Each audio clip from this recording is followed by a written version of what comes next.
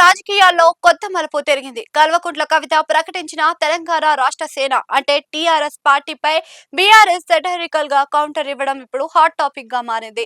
Original ఎప్పటికీ ఒరిజినల్లే అనే tag line తో బీఆర్ఎస్ చేసిన ట్వీట్ రాజకీయ వర్గాల్లోనే కాదు సోషల్ మీడియాలో కూడా పెద్ద చర్చకు దారితీసింది.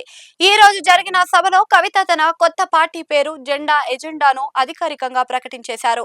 ఈ సందర్భంగా ఆమె చేసిన ప్రసంగం కూడా గమనార్హంగా నిలిచింది. ఇంతకాలం తన తండ్రి కేసీఆర్ పై నేరుగా విమర్శలు చేయని కవిత ఈసారి మాత్రం రాజకీయంగా కఠినమైన వ్యాఖ్యలు చేశారు. గతంలో ఉన్న కేసీఆర్ వేరు, ఇప్పుడు ఉన్న కేసీఆర్ వేరు అంటూ ఆమె వ్యాఖ్యానించడం రాజకీయంగా సంచలనంగా మారింది.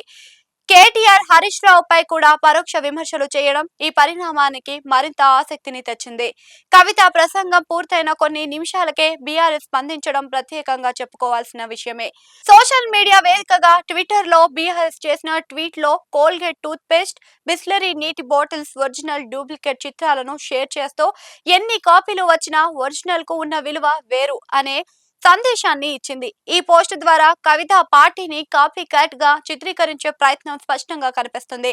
బీఆర్ఎస్ ఈ వ్యూహంతో ఓటర్లను అసలు నకిలీ భావనను సృష్టించేలాగా లక్ష్యంగా ముందుకు సాగుతుంది. తమ పార్టీని అసలైన తెలంగాణ ఉద్యమానికి ప్రతీకగా, బ్రాండ్ గా నిలబెట్టే ప్రయత్నం చేస్తుంది. ఒకవైపు కవిత ఒక కొత్త పార్టీతో వస్తుంటే, రాజకీయంగా సవాలు విసురుతుంటే, మరోవైపు బీఆర్ఎస్ తన లెగసీని కాపాడుకునే ప్రయత్నంలో భాగంగా హాస్యాన్ని ఆయుధంగా ఉపయోగిస్తుంది. ఇక ఈ సెటైర్ సోషల్ మీడియాలో వైరల్ అవుతుంది. బీఆర్ఎస్ నేతలు, అనుచరులు ఈ ట్వీట్ ను మద్దతుగా తెలుపుతూ షేర్ చేస్తున్నారు. అదే సమయంలో కవిత అనుచరులు కూడా కౌంటర్ ఇవ్వడానికి సిద్ధమవుతున్నట్లుగా కనిపిస్తుంది. అసలు తెలంగాణ పార్టీ తమదే అని, అయితే కవిత పార్టీ ఎజెండా ప్రజల్లో ఎంత మేరకు ఆదరణ పొందుతుందనేదే కీలకంగా మారింది. ఆమె తీసుకొచ్చిన పంచజన్యం ఎజెండా ప్రజలను ఆకర్షిస్తే బీఆర్ఎస్ చేసిన సెటైర్ తిరిగి వారిపైనే ప్రభావం చూపే అవకాశం ఉంటుందని, రాబోయే ఎన్నికల్లో ఈ పోటీ మరింత ఉత్కంఠ భరితంగా మారే అవకాశం ఉంది.